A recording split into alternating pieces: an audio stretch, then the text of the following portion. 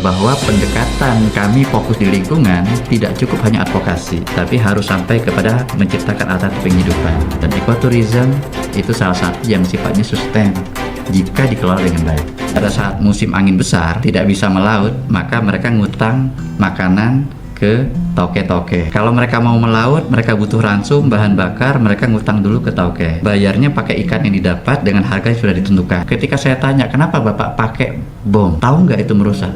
Tahu Pak.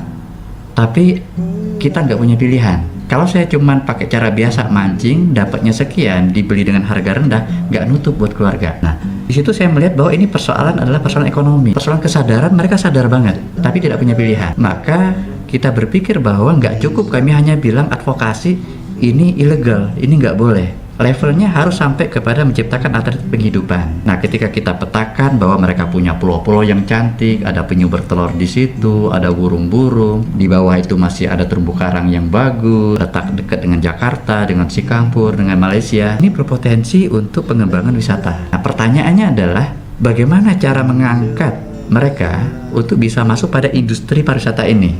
Karena pariwisata punya standar-standar yang harus dipenuhi. Nah, di situ yang kita bangun strategi. Mulai dari kami tinggal bersama masyarakat. Jadi 2 tahun itu saya tinggal bersama masyarakat. Saya sewa rumah di situ, saya hidup bersama mereka, siang dan malam kita bikin kegiatan.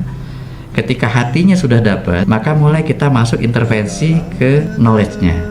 Kita kenalkan dengan terumbu karang, dengan ikan. Kemudian karena mereka sudah jagoan laut, maka kemudian kita upgrade mereka pada standarisasi. Jadi kita latih mereka menjadi pemandu wisata selam bersertifikat dan segala macam. Nah, pada saat itu terjadi, kan hubungan dengan tauke ikan tadi, ini kan pada hubungan dengan ikan pelagis, ikan laut dalam.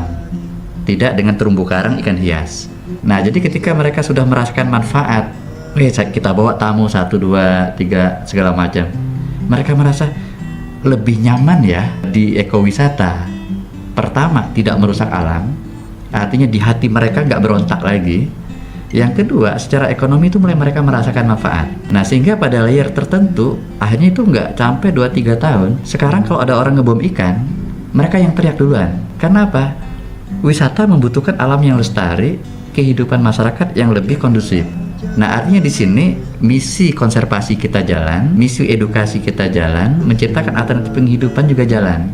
Dan pada level sustainability, itu juga terjadi dan berkelanjutan. Nah, di lain sisi memang tadi apa daya tarik wisatawan ketika datang?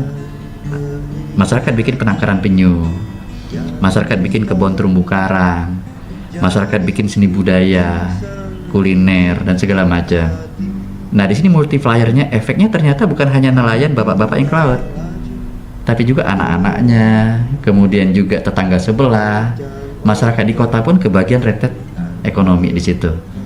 Nah, ini yang strategi sebetulnya yang memang bahwa pendekatan kami fokus di lingkungan tidak cukup hanya advokasi, tapi harus sampai kepada menciptakan alternatif penghidupan. Dan ekoturism itu salah satu yang sifatnya sustain jika dikelola dengan baik.